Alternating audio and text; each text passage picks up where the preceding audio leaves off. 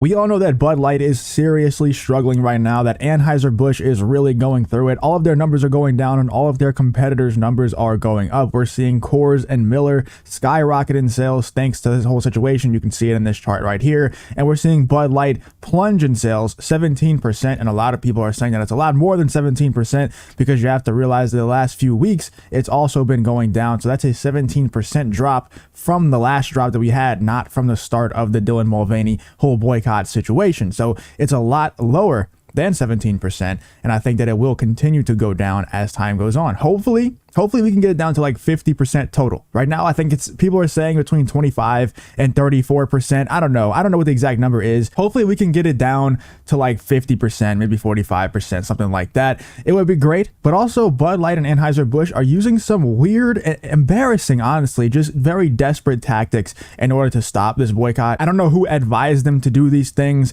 but I'm sure it's going to cause some more people to get fired. I'm sure that there's going to be a ton more people that get fired, especially when the official numbers come out. Whenever they have like a quarterly earnings report or something like that, they're going to have to answer to their shareholders. They're going to have to make some changes, and it's most likely going to result in a lot of firings. Hopefully it's going to be the people who are more responsible for the Dylan Mulvaney situation rather than the people who are just suffering the consequences, who are completely innocent in the situation, because I'm seeing a ton of people, like I said, I've showed those sales reps in the past, people going through the stores, looking at the Bud Light, looking at the Budweiser, looking at the other Anheuser Busch products and seeing if these stores need to restock, because that's how they make their money. That's how these sales reps make their money. And they're seeing no sales. They're seeing absolutely no sales. And that's how they make their money. They make their money off commission. And these people have families. They've gotten used to a certain income that they've been making from Anheuser Busch for years and years.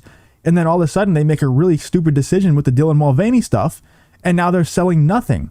Now none of these stores have to restock, and I'm sure that a lot of them make a lot of money whenever these larger stores, these larger grocery stores, the ones that sell in bulk, whenever they have to restock, because they restock on a ton of Bud Light and Budweiser and the other Anheuser Busch products, and now they're not going to have to restock as much, or maybe not even at all. Maybe they won't even want to restock at all until the situation dies down, if it ever does. Now, I think it will eventually, maybe hopefully it'll take, a year or even more. But I think the situation will eventually die down, and then the sales may go back to normal, or maybe the brand is tarnished forever. Let me know in the comments what you think. I think the brand will be, at least the Bud Light brand, maybe the other Anheuser Busch products will be okay, but at least the Bud Light brand is forever tarnished. There's always going to be a stigma on the Bud Light brand. But anyway, like I said, there's not just Bud Light and Anheuser Busch suffering. There's also other companies that are really suffering right now that have had Dylan Mulvaney platformed in the past. We have this from the New York Post. The New York Post is even covering this, which is surprising to me. Maybelline sees boycott over partnership with Dylan Mulvaney. And a lot of people in the comments saying go woke, go broke, shorting Maybelline stock. Good. Everybody is supporting this. Everybody out there who has common sense is supporting this. And of course, we have some people like this. Why is everyone so mad at Dylan Mulvaney? They don't want to see a beautiful woman living her best life. 64 replies, 13 likes. So it's ratioed pretty badly. It is shocking to me to see the New York Post cover this type of stuff, because I thought that they would just totally ignore it, or at least just bash it. At least, throw in a transphobia or something in there in the headline. But it's just straight up reporting. Maybelline is seeing boycott over partnership with Dylan Mulvaney. So shout out to the New York Post for actually covering this stuff. I didn't read the article. I don't read the New York Post. I don't really care. I just think it's interesting that they actually tweeted this out and that they're actually writing articles on the situation. And it's also very interesting that Maybelline's boycott, that Maybelline, the backlash that Maybelline got from platforming Dylan Mulvaney is significant enough for the New York Post and for others to cover it. Because we did, talk about that situation a couple of days ago, whenever it got exposed that Maybelline was also using Dylan Mulvaney as their, as a brand ambassador, just like Bud Light did. Whenever that got exposed, we did talk about that. We did have a lot of other people talking about it as well. A lot of people tweeting out about it. And there's also other brands that people are just fed up with seeing Dylan Mulvaney represent, and also not even just representing the brands, but like this person said, raise your hand if you had enough of this guy mocking women. There's a ton of women out there who are just tired of this person playing a caricature of a woman and getting millions of dollars for it, getting paid. I'm pretty sure he gets paid somewhere around $100,000 per one of these brand ads that he does. That's insane. I said it in my last video, but I'll say it again. The fact that there's plumbers, electricians, people doing landscaping work, and they're getting paid pennies compared to that. And this person is literally getting paid hundreds of thousands of dollars per brand deal, so millions of dollars a year, to act like a fake woman, to act like a caricature of a woman.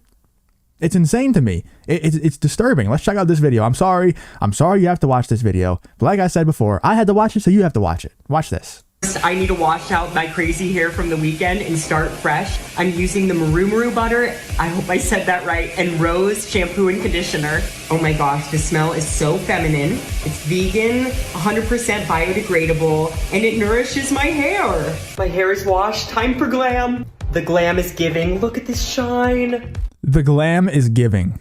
Holy shit. Fit check, fit check. It's giving marketplace chic. Hey, maybe I'll meet somebody cute there. Let's go. Yeah, I don't think that's happening. I don't think you're meeting anybody cute if you're looking for straight men. That's not happening. And Jordan Peterson responded to this and said, I think Dylan's father paid enough attention to him when he was a kid. He's talented and funny, but also narcissistic and utterly absurd. And what he is doing is also socially dangerous in an unforgivable manner. And it is. It definitely is socially dangerous. I think personally, Dylan Mulvaney is a grifter. I don't think he's actually trans. I don't think he actually thinks that he's a woman. And that's why he hasn't gotten any sort of surgery, to represent that. I honestly don't think that his womanness, that him acting like a caricature of a woman like he does and getting these brand deals and everything, I don't think it's going to last that much longer. I think as soon as the brand deals disappear, because everybody's seeing what's happening with Bud Light and what's happening with Maybelline and the other brands that Dylan Mulvaney is representing, once that starts to happen, once that becomes a pattern instead of just a one-off thing that's happening with Bud Light, hopefully we can continue this conversation. And the best thing that you can do to continue this conversation is by liking the video and leaving a comment about your thoughts on the whole thing. But hopefully we can continue this conversation and continue the boycotts in the future of brands that platform Dylan Mulvaney.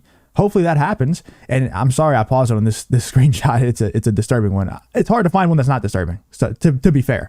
But hopefully if this conversation does continue, that these other brands start to see, hey, maybe we shouldn't platform this person even though they have 10 million TikTok followers, even though they get a ton of engagement, because half of it's negative and half of it's positive, but we shouldn't platform them because we could actually suffer a boycott. We could actually suffer a huge dip in sales if we do platform this person. And once that happens, once all these companies, these corporations catch on to what's really happening here and the fact that people don't like to see this, then he probably won't get any more brand deals. He probably won't be making billions per year anymore. Maybe, he'll suffer the couple of $100,000 that the normal people have to make. And then I think personally, that's when Dylan Mulvaney will turn back into being a man and will no longer act like the woman, act like a caricature of a woman. I think that he'll go back to the other grift. I think he'll actually join the right wing. And I said it in the last video, I'll say it again. I think he's going to join the right wing and people will actually hitch their wagon to him. People are going to be like, oh my God, somebody else joined our side. I'm so happy. I'm so grateful. Dylan Mulvaney, I love you. I know that there's a bunch of people on the right that will do that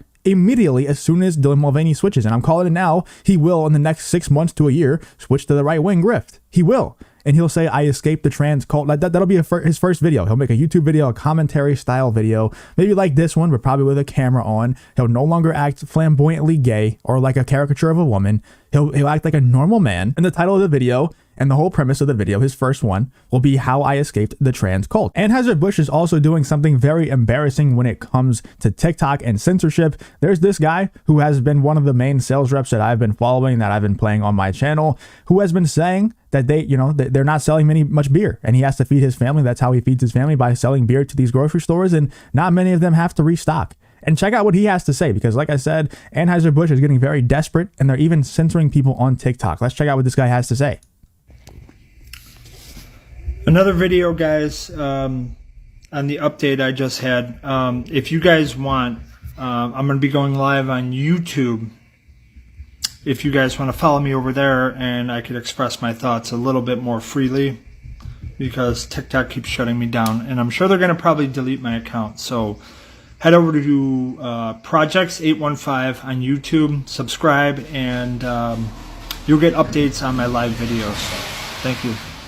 And I actually clicked on his account and it wasn't showing any videos available. So maybe they did actually shut down his account. Maybe they did actually censor him completely. I think that's a really sad and desperate attempt at trying to, combat this boycott. And instead of just actually backtracking and letting us know that you did something wrong, they instead just try to silence people and act like nothing happened. Let me know what you guys think though in the comments about the entire situation.